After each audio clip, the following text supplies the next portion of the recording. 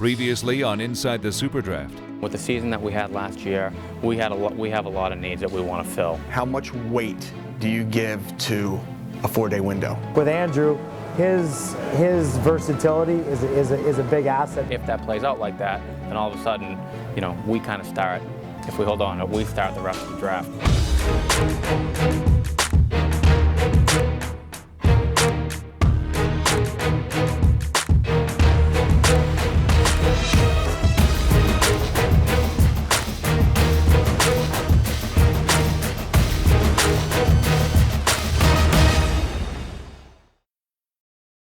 The Kansas City Convention Center began filling up almost 2 hours before the 2012 MLS SuperDraft was set to kick off. Team staffs, media, and fans were flocking to see the next generation of MLS stars entering the league. The Montreal Impact were set to make a historic selection with the first overall pick, and their minds were already made up.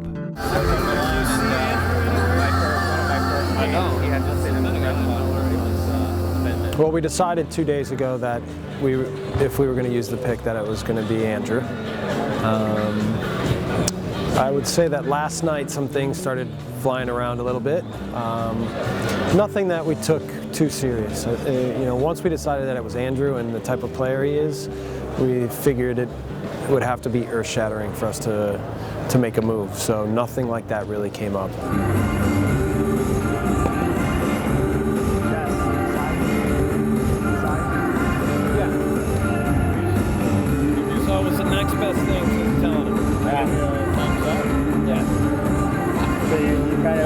Through everything.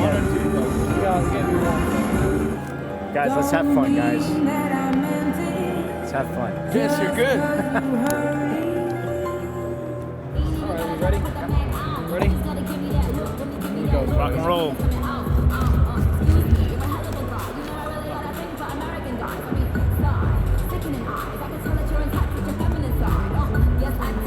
Good job. All the best, man. A lot of hard work, man. Avec la première sélection du MLS SuperDraft, l'Impact de Montréal choisit Andrew Wenger. With the first pick of the first round of the 2012 MLS SuperDraft, the Impact select from Duke University and a member of Generation Adidas, defender Andrew Wenger. Well, good morning. First off, I'd like to thank the Montreal Impact, head coach Jesse March, Mr. Saputo for this great opportunity, and to the fans of the Montreal Impact, I'd like to say I'm looking forward to a very successful and exciting 2012 MLS campaign. Thank you.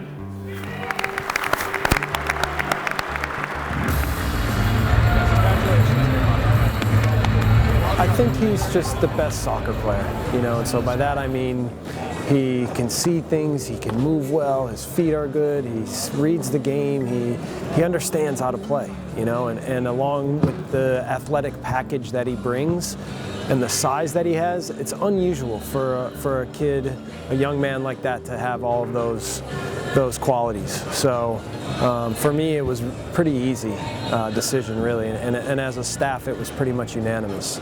With the top 2 picks looking fairly predictable, new head coach Jay Heaps and the New England Revolution were ready to take their man at number 3, but not before hearing trade offers from several clubs.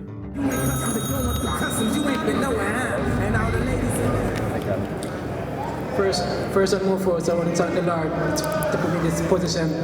Secondly, I want to thank my parents and my family and friends back in Jamaica. They have been wonderful from my 2 years at Akron. It's been an amazing journey. Thirdly, I want to thank the University of Coach Kenny Porter. Sorry he's not here, but Jared is here with him. He's currently with the U23 Olympic team for giving me this wonderful opportunity. Thank you guys so much. And lastly, but certainly not least, I want to thank my teammates at the University of Akron over the past 2 years. It's been an amazing journey, and I look forward to it. See what they've won from us to move to 3rd.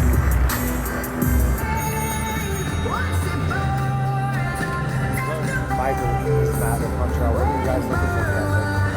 No, we're going to keep it. Actually, I could have said, yeah, we'll take Wenger.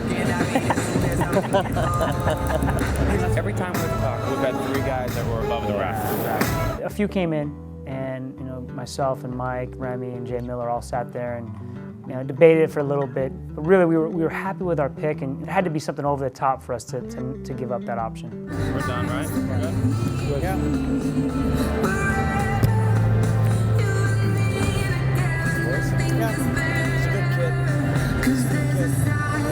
We had a pretty good idea that it was going to go Wenger Maddox or Maddox Wenger, whatever which way that was going to go.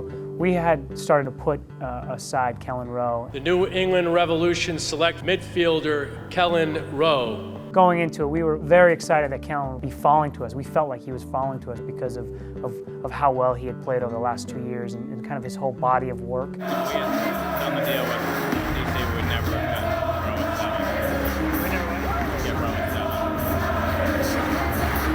7. As the first round continued, possible trades kept arising as well. Sporting Kansas City manager Peter Vermees considered a variety of moves, and the Revs looked into adding another UCLA product to their roster.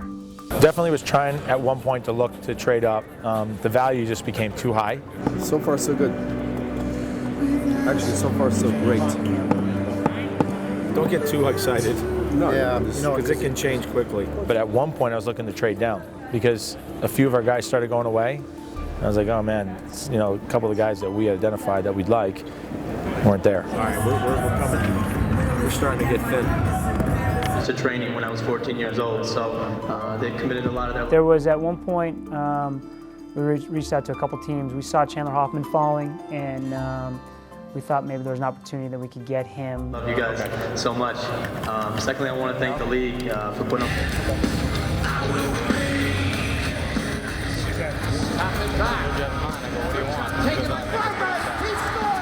All of a sudden, the tide turned on like 2 picks.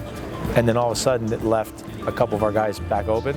So I figured we got to get one of these 2 coming up. So I kind of called it off. Yeah. You mean trade spots with you? You should send that. Give us your spot. Give it to you and you get your first round next year. I'm not sure yet. We're getting closer to our number. I'll let you know, okay? I would rather do it for the pick. So let's just see when we get there, okay? All right. It was Seattle when we were talking about earlier if we would do our trade, give them our pick this year, and then we get their pick next year. We were talking with Seattle about them taking our pick this year and possibly taking their pick next year. So at the end, Dom was one of the guys on our list, so it worked out. Sporting had watched Dom Dwyer, a forward from South Florida, remain on the board much longer than they had anticipated. So they were happy to select the Englishman when the 16th pick came up. They need a forward now, man. They do.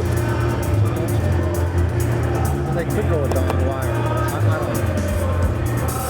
That's another guy they could go with. Dom Dwyer. They were interested in Townsend.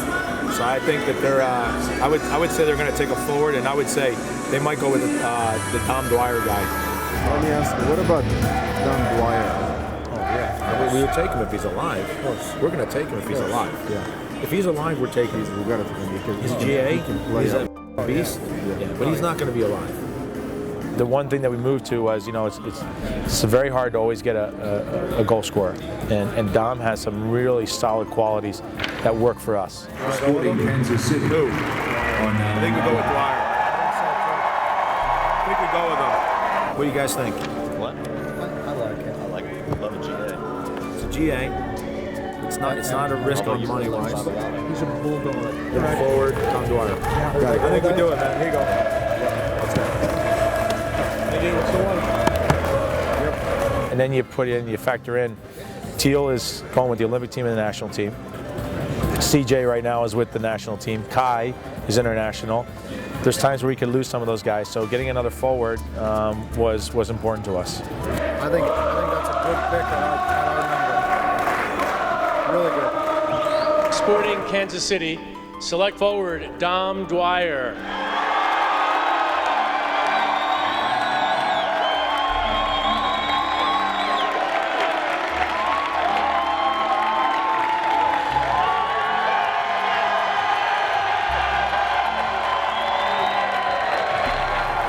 I'll tell you what, he's a good dresser. Yeah. He's got good style. Peter Vermees, manager. Nice to meet you. Congratulations. Thank you very much. This is one of our owners and president. Bob, have you met him? Yeah. Bulldog. That's his style. On the next episode of Inside the SuperDraft, Round 2 kicks off and the Impact can't believe who's left on the board. We have Malice ranked 11, and he slipped 20. New England fills one of their needs and gets a little relief. We thought most GAs would go in the first round, so when he was there in the second, it was a no-brainer. And Sporting KC have their own surprise in store. I think we're going to take him. I'm going to take a chance, man. On the next episode of Inside the SuperDraft.